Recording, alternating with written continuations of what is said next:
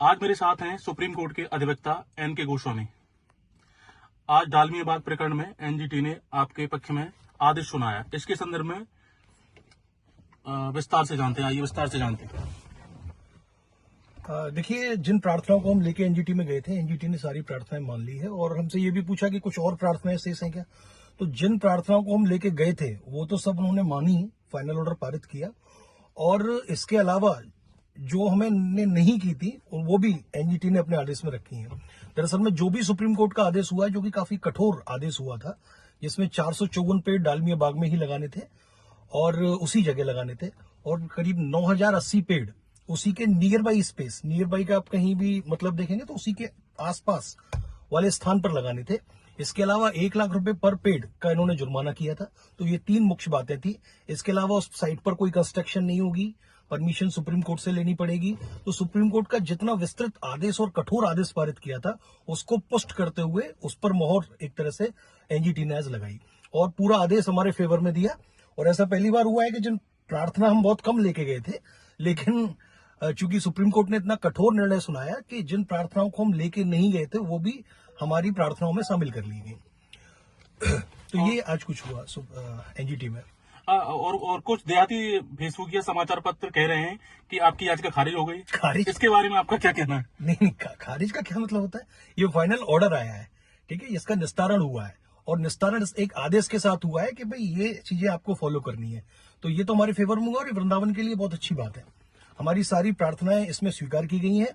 और मैंने फिर भी बोला, उन्होंने मुझसे पूछा, एक्चुअली अपोनेंट भी यही कह रहे थे, अपोनेंट के जो लॉयर्स थे काफी इकट्ठे होके आए, तो उन्होंने भी यही कहा कि सर इनकी सारी प्रार्थनाएं तो स्वीकार हो गई हैं, अब इस मैटर में कुछ बचा ही नहीं है। तो फिर भी मैंने कहा कि सर एक एनजीटी ने एक कमेटी गठित की थी और उसकी संस्तुति थी कि ऐसी घटनाएं और ऐसी आपराधिक घटनाओं की भविष्य में पुनरावृत्ति न हो, इसके लिए एक प्रिवेंटिव स्टेप ये रहेगा कि इस लैंड को ग्रीन लैंड घोषित कर दिया जाए। तो मैंने वही बात कही कि मैंने सुप्रीम कोर्ट के शायद संज्ञान में वो एनजीटी की जो कमेटी की रिपोर्ट है वो नहीं है, क्योंकि उसके अनुसार इसको ग्रीन लैंड घोषित या फिर ग्रीन बेल्ट घोषित किया जाना था। तो एनजीटी कोर्ट ने कहा कि सुप्रीम कोर्ट ने ऑलरेडी इतना कठोर आदेश प्रोवाइड कर दिया है जितना हम भी नहीं कर सकते थे, और अगर आपको ग्रीन बेल्ट वाली ये बात कहनी है तो आप डायरेक्ट सुप्रीम कोर्ट में जाके भी इसको कह सकते हैं। हालांकि जो आदेश सुप्रीम कोर्ट का आया है वो इतना सख्त है कि इसके अलावा कुछ फिर बचता नहीं है। और देखिए, फेसबुक या समाचार पत्र तो कुछ भी छाप दे, इनके कोई रिलायबिलिटी तो होती नहीं है। लेकिन पापी कौन? मनुष्य से उसका न्याय चुराने वाला या कि न्याय खोजते विघ्न का शीश उड़ाने वाला। हमने इसमें विशल ब्रोवर का काम किया, लेकिन जैसा कि राधा रानी का साथ रहा और प्रतिवादियों की, कहते हैं ना, जब नाश मनुष्य पर छाता है पहले विवेक मर जाता है।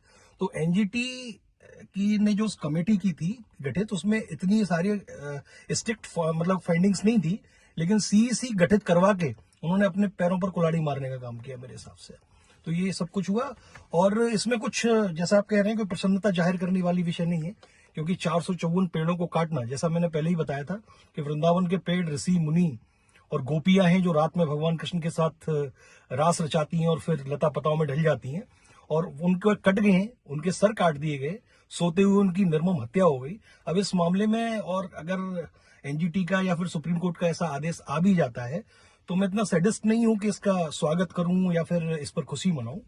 तो ये दुख का विषय है, ऐसा नहीं होना चाहिए था, और जो अपराध जिन्होंने किया है उनको उसी का भुगतान करना पड़ रहा है। बस मैं इतना कहूंगा। ईश्वर उनको सद्बुद्धि दे। बहुत बहुत धन्यवाद। Thank you.